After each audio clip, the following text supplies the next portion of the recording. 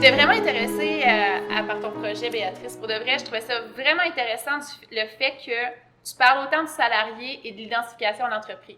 Pour de vrai, moi, je trouve que ça résonnait avec mon projet de partenariat parce que si les partenariats ne sont pas représentatifs des personnes ou des partenaires qui l'intègrent, bien à ce moment-là, ça ne sera pas significatif dans le temps. Ça va juste tomber à l'eau.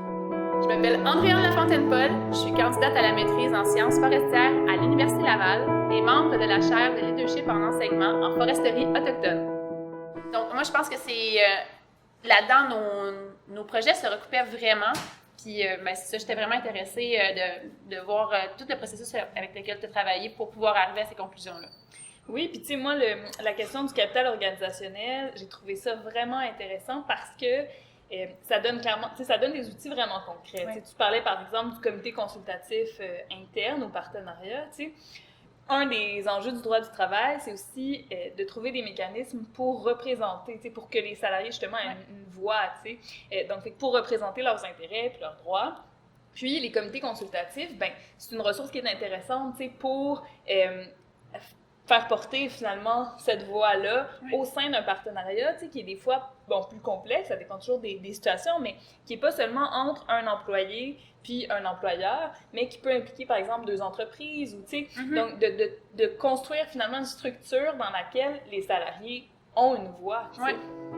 Je m'appelle Béatrice Venn, je suis étudiante à la maîtrise en droit du travail à l'Université du Québec à Montréal.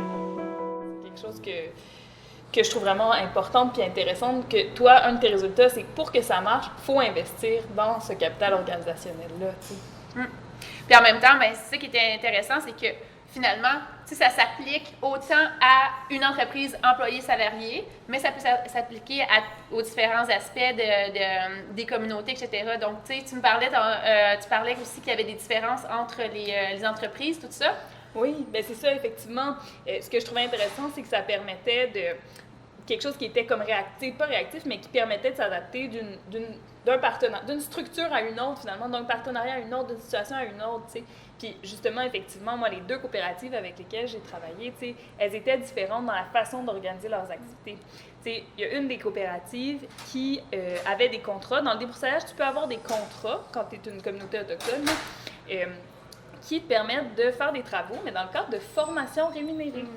Donc ça, c'était quelque chose qui fonctionnait bien pour une des deux communautés, tu sais. Donc eux, c'est comme ça qu'ils sont allés créer des emplois pour ces salariés-là pendant un certain temps. Puis en même temps, ça leur a permis de se former à un métier, tu sais. Puis ça me faisait penser un peu à ce que tu disais, toi, Jeanne, par rapport aux formations, tu sais, qui étaient comme une des pistes de solution, finalement, c'était que ça se fasse dans la communauté, tu sais, c'était de créer ces opportunités-là vraiment dans l'espace de la communauté. Puis ça résonnait beaucoup avec ce que moi, j'avais observé aussi. Là. Vraiment, tout à fait, c'est hyper semblable. C'est le fait que la formation se déroule en communauté, carrément. Puis là, on parle de formation, puis j'ajouterais autant la formation à l'emploi que la formation en emploi, mais aussi tout ce qui est du perfectionnement, toute la formation de perfectionnement. Je m'appelle Jeanne Desroches-Arsenault, je suis étudiante au doctorat en sciences forestières à l'Université Laval et je suis membre de la chaire de leadership en enseignement en foresterie autochtone.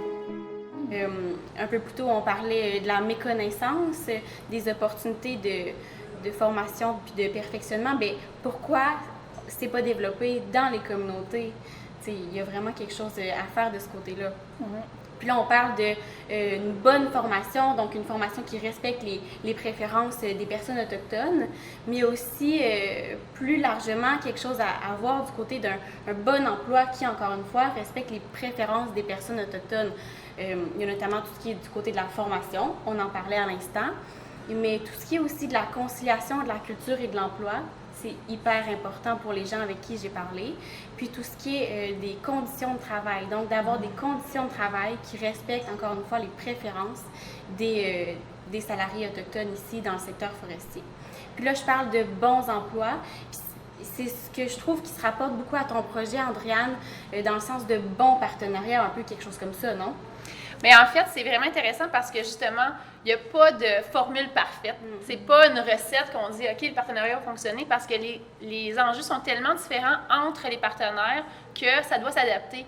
Fait qu'à ce moment-là, tu sais, des bons emplois vont s'adapter aux enjeux réels et vont s'adapter au fil du temps pour faire en sorte que les gens s'identifient au projet puis puissent le porter dans le temps. Donc ça, moi, je trouvais ça vraiment porteur parce que finalement, tu sais, c'est la collaboration. C'est le fait qu'on soit allé, qu'on ait questionné, qu'on ait vraiment demandé face à face avec les gens qui vivent ça. On est sortis de nos bibliothèques, puis qu'on parle avec justement les gens qui vivent ces réalités-là, puis on rapporte ça, en fin de compte, avec la littérature scientifique, mais tu